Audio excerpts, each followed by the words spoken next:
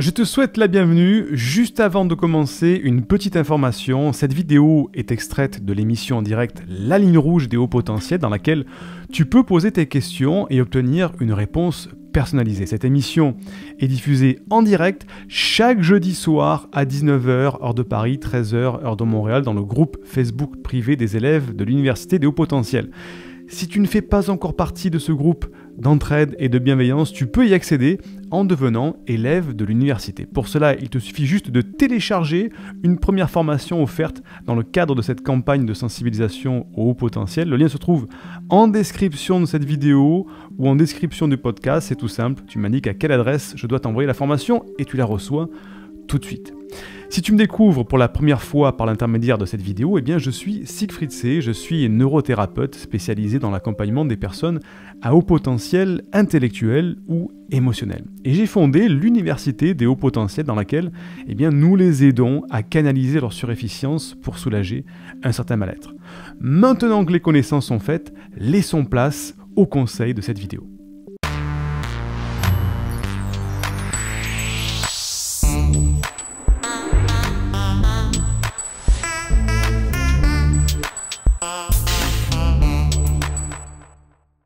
Nouvelle question de Sébastien. Sébastien qui nous dit « Au potentiel peut-être, peur de me réenfermer dans un domaine finalement réducteur. Je veux donner mais pas m'imposer.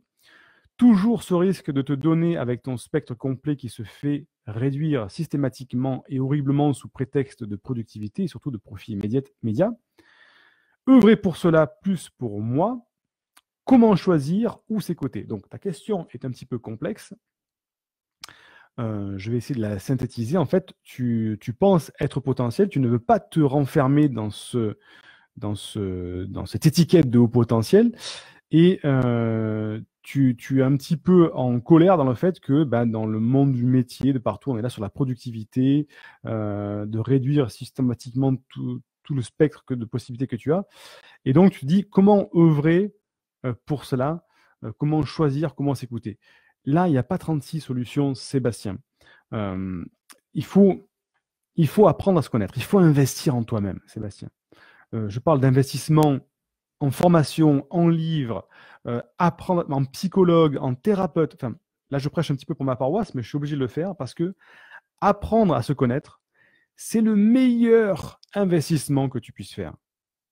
Investir dans un iPhone, investir dans un ordinateur, investir dans une voiture, tout ça, c'est du périssable, ça part. Par contre, investir dans sa propre connaissance de son mode de fonctionnement, c'est quelque chose qu'on gardera ancré à jamais dans son cerveau. Apprendre à mieux se connaître, donc à mieux s'exploiter, à être plus épanoui, à être plus aligné. Si on ne se connaît pas, comment on fait pour être aligné? Comment on fait pour connaître ses valeurs? Je ne sais même pas mes valeurs, je me connais pas bien moi-même, je ne comprends pas mes réactions, je ne sais pas ce qui se passe, le monde est pourri, moi je suis bien, je ne sais pas. Et en fait, il faut investir en soi-même pour apprendre à se connaître, Sébastien. Donc là, à ce niveau-là, je te recommande de suivre la voie qui t'appelle, qui t'interpelle dans la connaissance de toi-même. Si c'est la PNL, fais de la PNL. Si c'est de la parapsychologie, fais de la parapsychologie. Si c'est je sais pas moi, tout ce que tu peux avoir, de l'hypnose, du coaching qui va te permettre de te connaître toi-même, ça va te permettre au bout d'un moment de dire je sais qui je suis, je connais les valeurs que moi je veux, mais précisément, c'est pas oui, moi je voudrais la liberté, c'est quelle valeur derrière la liberté? Qu'est-ce qu'il y a derrière cette liberté? Qu'est-ce que ça remplit en toi, cette valeur? De connaître donc tes valeurs, ce qui a du sens pour toi dans ton métier. Est-ce que si tu ne sais pas bien tes valeurs, comment veux-tu savoir, comment veux-tu trouver du sens dans un métier si tu ne sais pas même toi-même quelles sont tes valeurs et quelle est, je dirais définitivement, ta mission de vie? Et ta mission de vie, ce qu'on appelle l'ikigai, c'est-à-dire le tronc commun entre ce que tu aimes faire, ton expertise, ce dont le monde a besoin. Au milieu, il y a ton ikigai qui fait que, en te connaissant toi-même, tu vas connaître ton ikigai, tu vas connaître ta mission de vie, ce pourquoi tu es fait aujourd'hui. Tu as, au fond de toi, une expertise, une passion peut-être, qui fait que tu es aligné avec ça, ça te passionne, et donc il faut trouver une mission de vie alignée avec ça. Ton métier doit être aligné avec ça, tes amis doivent être alignés avec ça, ce que tu fais, tout ça, ça doit être aligné avec ta mission de vie, ton ikigai, tes valeurs, et tout ça, ça a du sens après. Par contre, si tu n'investisses pas en toi-même, c'est-à-dire que si tu es en mode ouais, mais c'est vrai, voilà, on réduit systématiquement, horriblement sous prétexte de productivité, surtout de profit immédiat. Donc, en gros, la société est pourrie, le patronat est pourri, etc. Tout ça. Oui, d'accord, peut-être, mais on s'en fout. Revenons à la métaphore du colibri, que je vous raconte souvent. Je vais me radoter comme un vieux qui a l'Alzheimer. La métaphore du colibri, c'est la forêt est en feu. Tous les animaux sortent de la forêt apeurés. Ils sont là sur la lisière de la forêt, ils voient la forêt partir en feu, et ils voient passer un petit colibri qui sort des flammes et de la fumée, qui part, et qui revient, qui replonge dans la fumée. Sur tout ça, il est fou ce colibri, qu'est-ce qu'il fait? Le petit colibri, hop, il repart, il revient, il replonge dans la fumée, dans les flammes. Et il le revoit partir encore une fois derrière eux. Ils ne comprennent pas, au bout d'un moment, il dit arrête-toi, qu'est-ce qui se passe? Le petit colibri, tout petit, comme ça, ils lui disent mais qu'est-ce que tu fais? Qu'est-ce que tu fais? Il dit en fait, je vais à chaque fois dans la rivière derrière, je prends une petite goutte d'eau, et je viens la jeter dans les flammes. Et tous les animaux se regardent, ils disent, mais tu es fou, en fait, t'as vu la taille de ton bec? Cette goutte n'arrêtera jamais l'incendie de la forêt qu'il y a devant moi, regarde, toute la forêt brûle. Et le petit colibri répond, oui, mais moi, je fais ma part. Et si tout le monde faisait sa part, peut-être qu'on arriverait à éteindre la forêt. Donc, dans cette métaphore, cette analogie que j'explique, c'est qu'en fait, même si autour de toi, tout te semble incohérent, pourri, pas bien, le mal, tout ça, quelle peut être ta part que tu peux faire toi-même?